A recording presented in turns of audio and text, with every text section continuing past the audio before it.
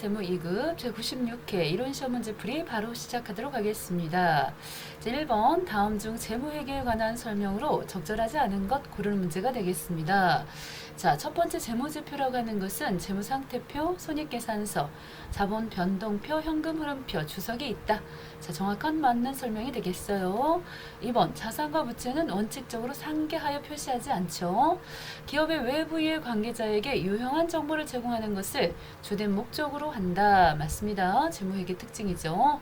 4번이 틀렸겠군요. 특정 기간에 1월 1일부터 12월 31일까지 기간 중에 경영성과를 나타내는 재무보고서는 손익계산서가 되겠습니다. 자, 4번이 틀렸습니다. 4번 경영성과표 혹은 손익계산서. 자, 이렇게 말씀하셔야 되겠죠. 답은 4번이다. 오케이.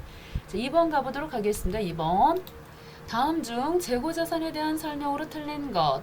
1번 재고자산이란 정상적인 영업 과정에서 판매를 목적으로 하는 자산. 맞습니다. 대표적인 게 상품이 되겠습니다.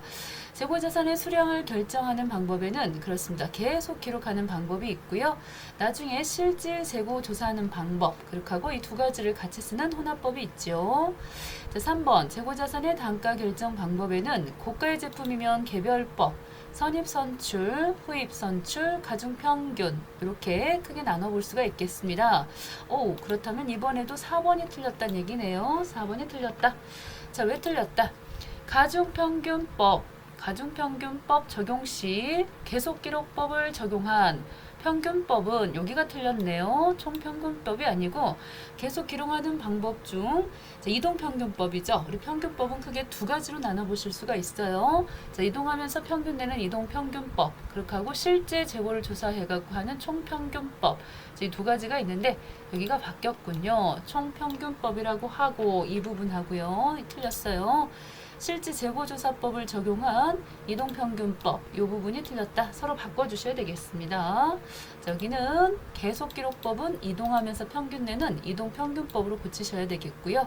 실제 재고조사법을 적용한 평균법은 평균법이라고 고쳐주셔야 되겠습니다. 서로 말이 바뀌었어요. 3번 회계 변경에 대한 다음의 설명 중에 틀린 것 찾는 문제가 나왔습니다.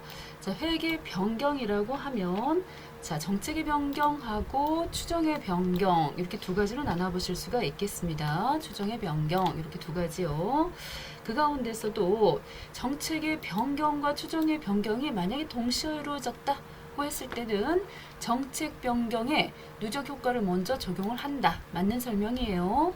3번과 같이 정책 변경과 추정의 변경을 구분하기가 불가능한 경우에는 뭘로 본다? 추정의 변경으로 본다. 요거 밑에도 답이 돼 있죠. 정책 변경과 추정의 변경을 구분하기가 아주 모호한 경우 이럴 때는 추정의 변경으로 본다. 자, 이렇게 보시면 되겠어요. 그래서 여기서 정답은 일단 3번이 틀렸다. 라는 것이죠. 그렇다고 한다면 이 정책 변경이라고 하는 것에 이해가 어떤 것들이 있을 수 있느냐. 정책 변경 하면요. 크게 두 가지로 나눠보실 수가 있어요. 재고자산 평가 방법 있죠. 평가 방법. 그리고 또 다른 한 가지 방법이 바로 유가증권입니다. 유가증권의 취득단가 산정 방법. 자, 이런 것들을 우리가 정책 변경이라고 보시면 되겠습니다. 그래서 정책 변경은 크게 두 가지로 나눠보실 수가 있겠고, 그 다음에 추정의 변경은 상당히 예제가 많아요. 추정 변경 하면은 숫자가 고쳐지는 경우 있어요. 숫자. 대손, 예를 들면 방금 윗부분에 보시면 1번에 대손 추정률을 변경한다. 이런 것들은 추정 변경에 속한다 라고 보실 수가 있겠고요. 감가상각, 이런 또 잔존가액 추정 이런 것들도 어떻게 보면 숫자가 바뀌어지는 것들은 다 추정 변경 쪽으로 보셔도 되겠습니다. 자, 그래서 여기서 지금 틀린 설명은 3번이다. 자, 4번 이익 조정을 주된 목적으로 한 회계 변경은 정당한 회계 변경으로 보지 않죠. 이익 조정을 목적으로 해갖고 회계를 변경시켰다. 그러면 정당한 회계 변경으로 볼 수가 없습니다. 틀린 것은 3번. 4번 다음 중 자본에 대한 설명입니다. 틀린 거. 자본은 자본금, 자본잉여금, 자본조정, 기타 포괄손익노객, 이익잉여금 5가지로 구분을 하지요. 어허, 2번이 틀렸다. 여기 이익준비금이라고 하는 것은 이익잉여금 속에 속하는 것이죠. 장사에서 번 돈. 자, 요게 지금 이쪽으로 넘어오는 거예요. 예를 들자면 당기순이익 같은 것이죠. 그래서 이익준비금은 법으로 정해놓은 법정 적립금입니다. 자본금의 2분의 1에 도달할 때까지 현금 배당의 10분의 1을 적립하셔야 되는데 이게 틀렸어요. 자, 이 준비금은 이익잉여금에 속한다 라고 해야 되는데 2번이 틀렸다.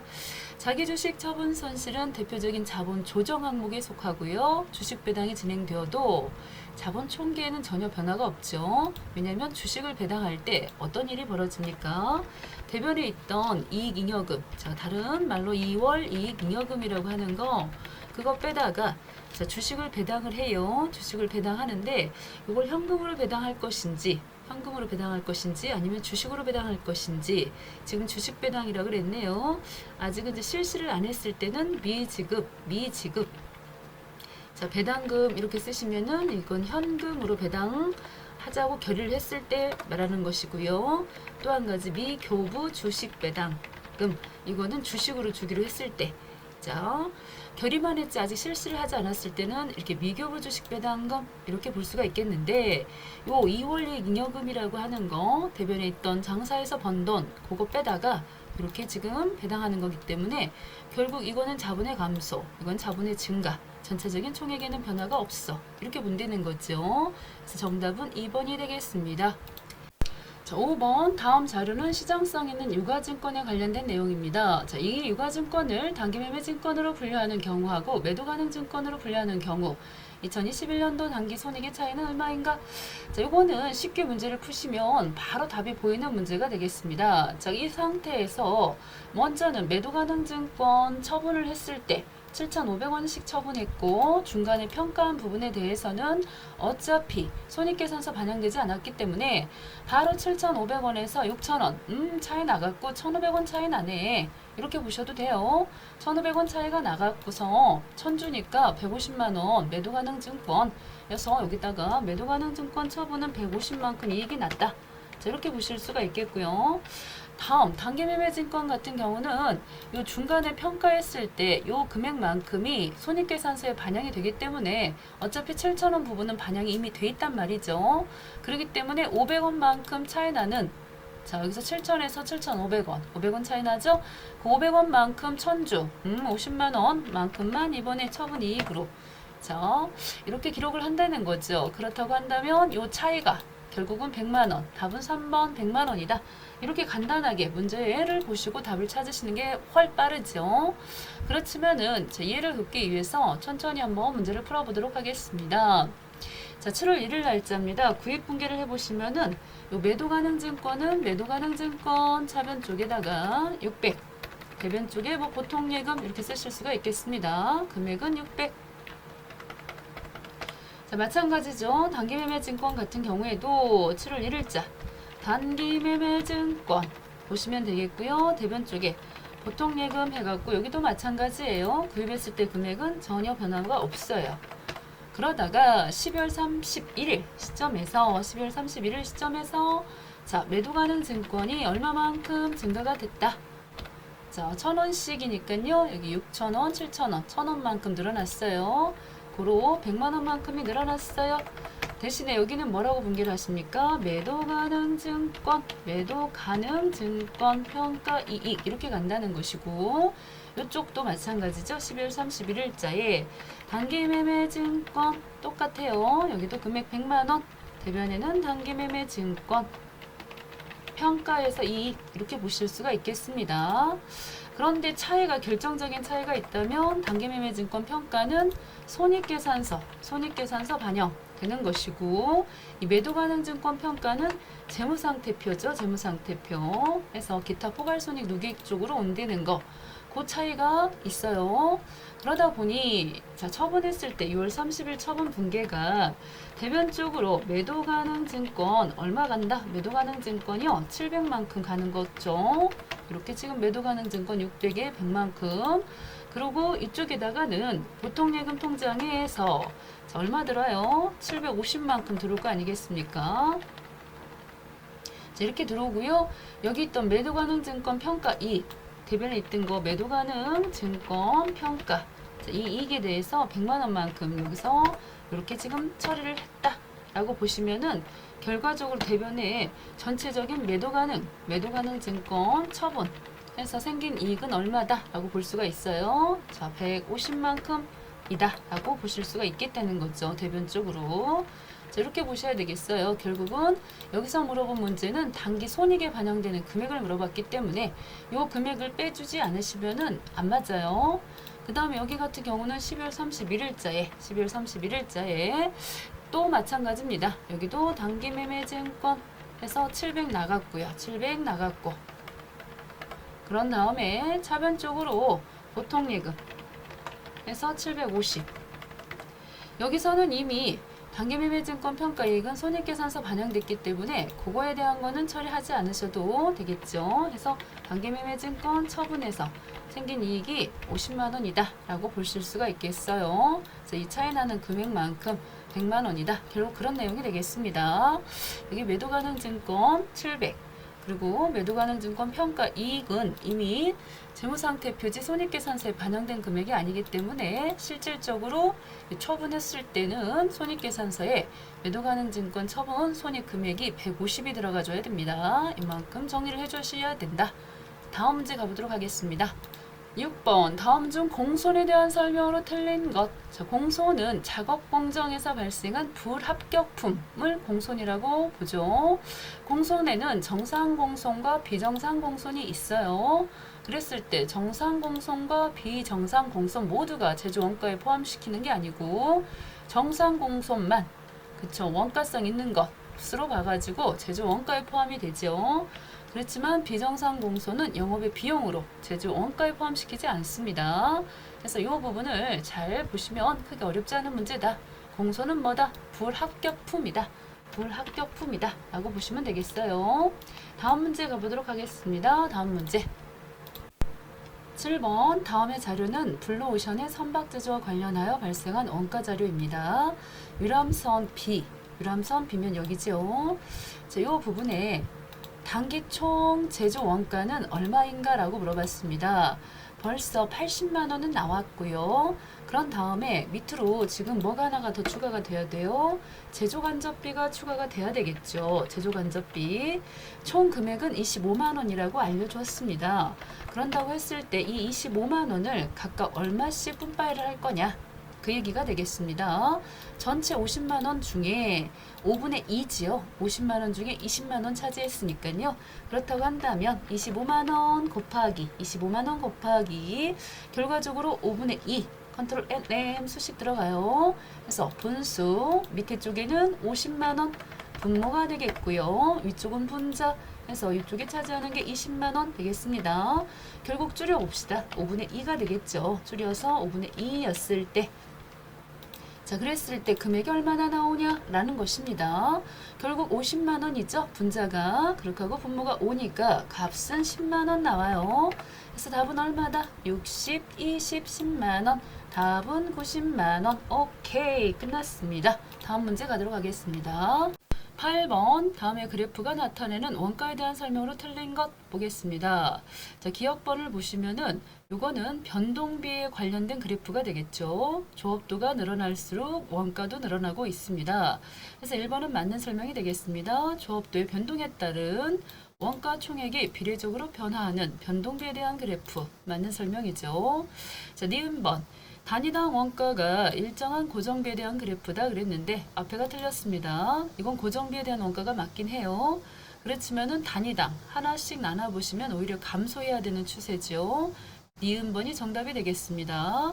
디귿번은 이렇게 이거는 준이라는 말을 붙여가지고요. 준 일부는 여기 보시다시피 고정이 있어요. 전화요금 같은 거 기본료 있죠. TV 통신 이런 것들은 기본료가 있기 때문에 준 변동원가 그래프에 해당이 되겠습니다.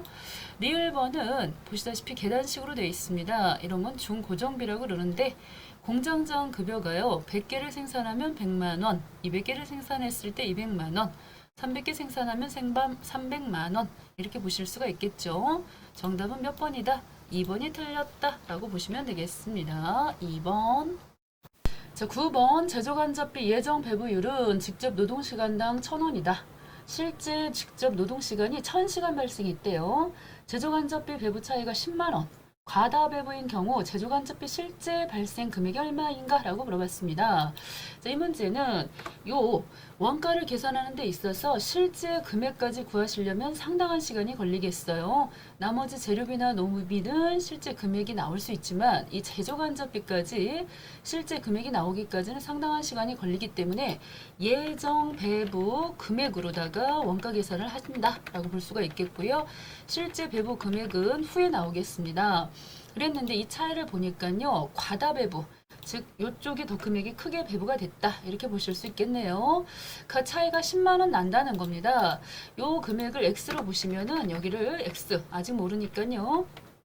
자, X 금액으로 보신다 그러면 여기 실제 금액은 X-10만 원 이렇게 보실 수 있겠다는 얘기죠. 그럼 X 금액이 얼마냐? 자, 예정 배부율이 1,000원이고요. 1,000원이고 거기다가 실제로 노동시간이 1,000시간 발생했으므로 100만 원 나오겠죠. 요 자리가 100만 원 나오겠습니다.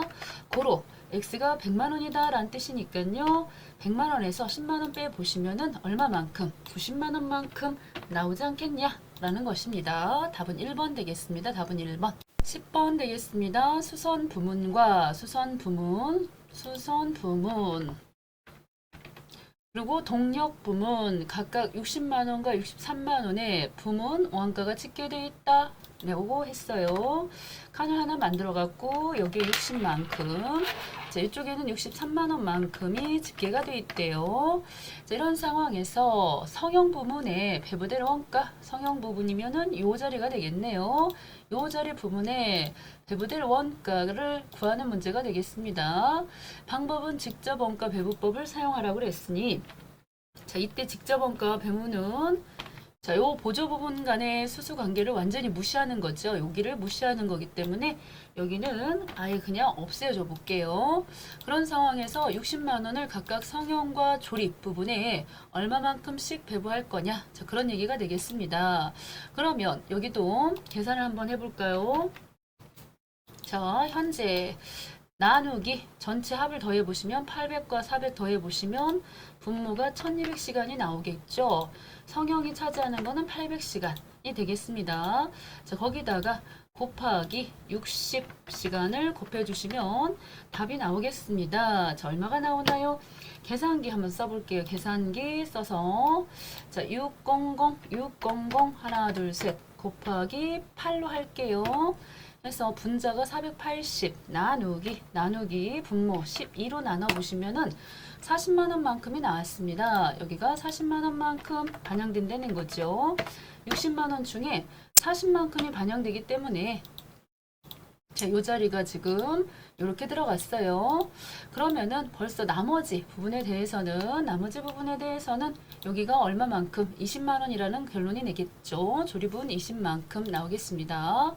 자, 여기 지금 식이 들어간 부분을 조금 넓혀 봐야 되겠어요. 슈슈슈슈슈슈 넓혀 주시겠고, 다른 부분에서 좀 좁혀 가지고 자, 이렇게 정리를 해 볼게요. 자, 마찬가지입니다. 여기도 밑에 부분도 똑같은 식이겠죠. 여기도 마찬가지다. 자, 컨트롤 NM 수식 보기 찍었어요. 얘네들도 9100 곱하기 더하기 3500 더해주시면은 자, 12600인가요? 12600 여기 써 있어 가지고요. 12600 두 개 더해서 그렇게 하고 분자 9100 이렇게 곱해 주셔야 되겠다. 그렇게 하고 곱하기 거기다가 금액은요 63만 원 곱해 주셔야 되겠습니다. 자, 이렇게 해서 나온 금액이요. 계산기 사용해 가지고 또 마찬가지죠. 여기도 9100 곱하기 9100 너무 숫자 크니까 0 두 개 없앴어요. 63만 원 나누기 126 해보니까 45만 5천 원 나왔습니다. 45만 5천 원 해서 45만 5천 원 해서 반영되는 금액이 이렇게 반영이 되었다는 것이죠. 45만 5천 두 개 더해보니까 85만 5천 해서 답은 3번이다 라는 얘기가 되겠죠. 많이 어렵진 않았어요. 다시 한번 보도록 하겠습니다. 수선 부분하고요. 수선 부분하고 동력 부분하고 각각 63만 원 부문 원가가 집계가 됐다고 돼 있고, 요 수선하고 관련된 보조 부분을 요 제조 부분에다가 나눠줄 거 아니겠어요? 그래서 성형과 조립으로 나눠줄 건데, 성형은 둘 다 더했을 때 분모가 1200분의 800입니다. 그래서 60으로 해서 곱해 보니까요. 40만 원 나왔고, 조립은 뭐 20만 원 나오겠죠. 그 다음에 동력하고 관련된 부분도 12,600분의 9,100 해서 곱하기 63만 원 해갖고 45만 5천 원 해서 85만 5천 원 답이 되겠습니다. 다음 11번 다음 중 부가가치세 과세 표준에 포함하는 항목이 아닌 것. 1번 재화의 수입에 관한 관세, 개별 소비세, 주세, 교육세, 농어촌 특별세 이러한 것들은 부가가치세 과세 표준에 포함이 됩니다. 할부 판매 혹은 장기 할부죠. 1년 넘어가지고 몇 번 나눠서 지급하는 장기 할부 판매였을 경우 이자가 생기잖아요. 그 이자 상당액도 과세 표준됩니다. 그러나 3번처럼 지연으로 인해서 지급받은 연체 이자에 대해서는 부가가치세 과세 표준이 포함되지 않아요. 과세 표준에 포함되지 않는다.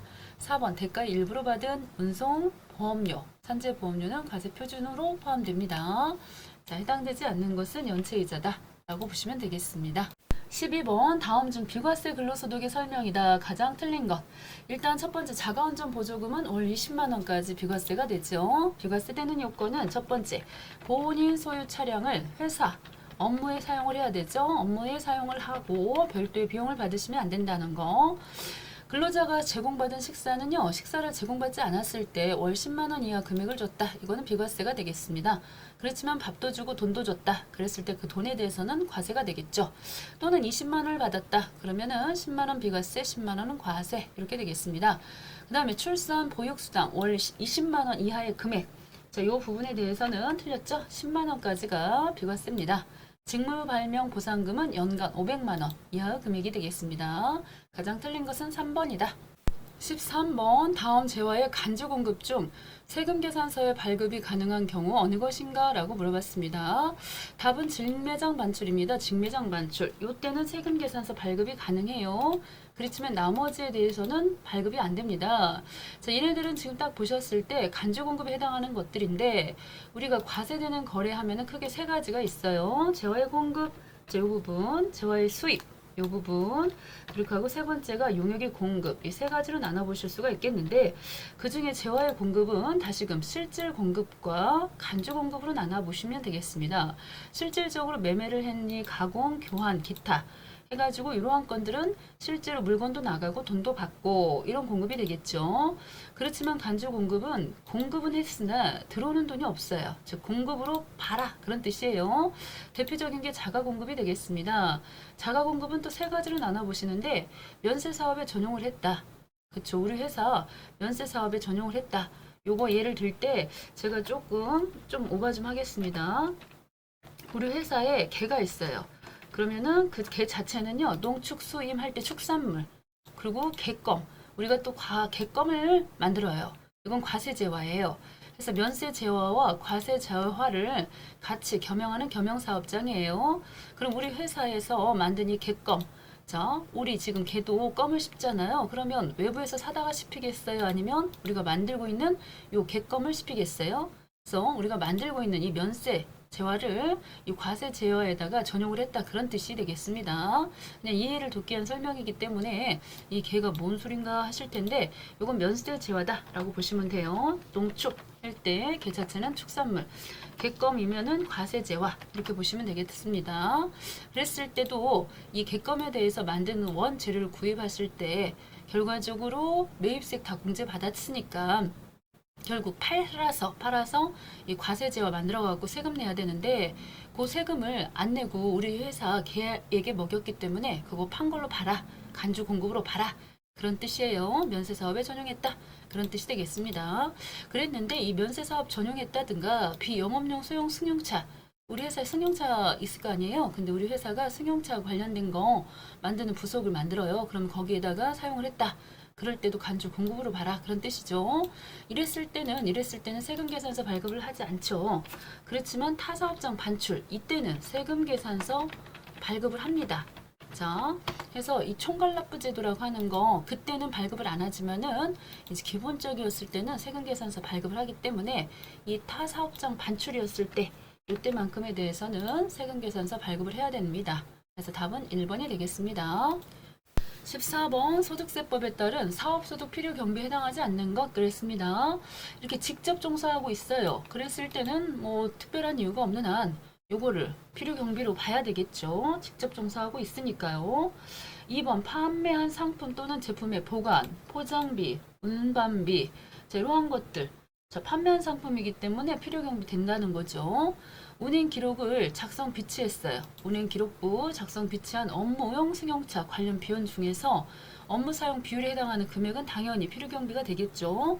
그렇지만 새마을금고에 지출한 기부금은 비지정 기부금이어가지고 필요 경비 산입되지 않습니다. 답은 몇 번이다? 4번 되겠습니다. 4번. 새마을금고에 지출한 기부금은 필요 경비에 산입되지 않는다.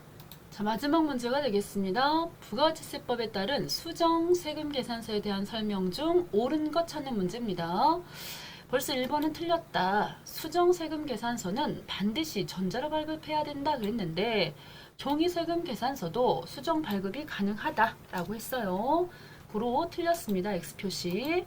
자, 그 다음입니다. 과세 표준 또는 세액을 경정할 것을 미리 알고 있었어요. 그랬을 때 적법한 수정세금 계산서에 발급 사유에 해당하지 않는다. 알고 그랬다. 그러면은 문제가 된다는 거죠. 요거 맞는 설명이다. 3번 계약의 해제로 인해서 발급한 경우 그 작성일을 일은 처음 세금 계산서 작성일로 하는 게 아니고 계약 해제일로 하셔야 됩니다. 계약 해제일로 하셔야 된다. 4번 일반 과세자에서 간이 과세자로 과세 유형이 전환되기 전에 공급한 재화 또는 용역에 수정 발급 사유가 발생하는 경우의 작성일은 그 사유가 발생한 날을 작성일로 할 것 같죠. 그런데 뭐라 그랬느냐? 수정 발급의 작성일 이렇게 수정 발급 사유가 발생했을 때는 작성일은 그 수정 사유가 발생한 날을 작성일로 한다. 그랬는데요. 수정 발급의 작성일로 한다. 해서 처음에 발급한 세금 계산서 발급일이라고 보셔야 되겠습니다. 여기까지 하겠습니다. 너무너무 수고하셨습니다.